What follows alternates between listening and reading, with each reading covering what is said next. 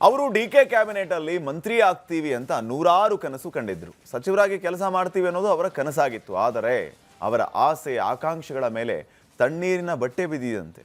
ವಿಧಾನಸಭೆಯ ಮೊಗಸಾಲೆಯಲ್ಲಿ ಸ್ಥಾನವಂಚಿತರು ಸೈಲೆಂಟ್ ಆಗ್ಬಿಟ್ಟು ಆಕಾಶ ತಲೆ ಮೇಲೆ ಬಿದ್ದಿದೆ ಅನ್ನೋ ರೀತಿ ಕುಳಿತಿದ್ರಂತೆ.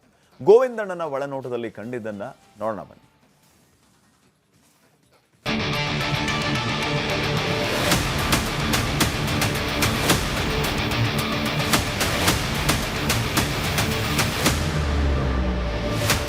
ಗುಸುಗುಸು ಗೋವಿಂದಣ್ಣ ರಾಜ್ಯ ರಾಜಕೀಯದ ಮತ್ತೊಂದು ಇಂಟ್ರೆಸ್ಟಿಂಗ್ ಸ್ಟೋರಿಯನ್ನ ತಂದಿದ್ದಾರೆ.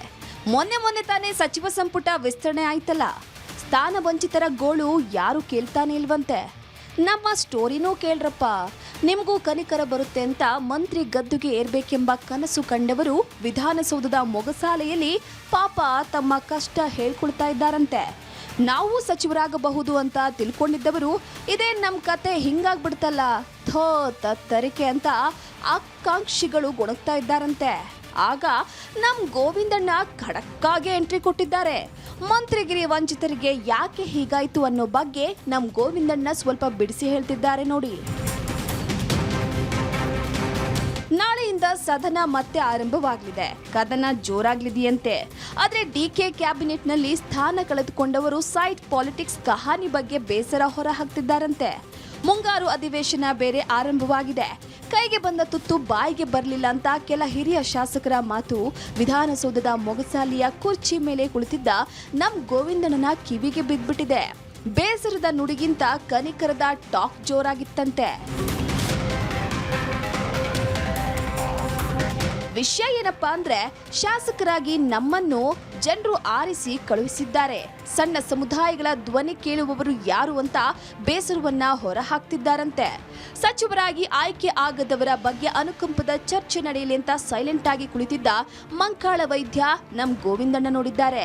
ಮಂತ್ರಿಗಿರಿ ಸಿಗ್ಲಿಲ್ಲ ಎಂಬ ಕಾರಣಕ್ಕೆ ಸದನಕ್ಕೂ ಹೋಗದೆ ವಿಧಾನಸಭೆ ಆಡಳಿತ ಮೊಗಸಾಲೆಯಲ್ಲೇ ಬೇಸರದಿಂದ ಕುಳಿತಿದ್ದರಂತೆ.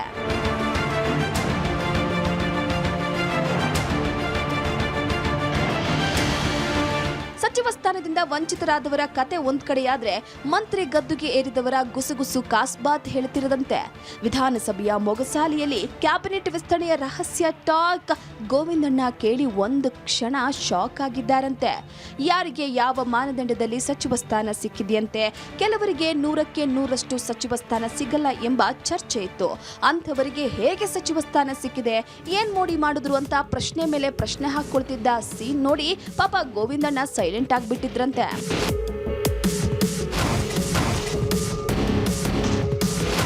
ಹೈಕಮಾಂಡ್ ಮಟ್ಟದಲ್ಲಿ ಏನು ಮೋಡಿ ಆಗಿದೆ ಎಂಬ ನಗುವಿನ ಮಾತು ಜೋರಾಗ್ತಿತ್ತಂತೆ.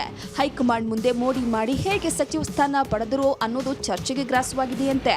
ವಿಧಾನಸಭೆಯ ಮೊಗಸಾಲೆಯ ಕ್ಯಾಬಿನೆಟ್ ವಿಸ್ತರಣೆ ಪಾಲಿಟಿಕ್ಸ್ ಟಾಕ್ ಗೋವಿಂದಣ್ಣನ ಕಣ್ಣಿಗೆ ಬಿದ್ದು ಒಳನೋಟಕ್ಕೆ ಸಿಕ್ಕಿದೆ.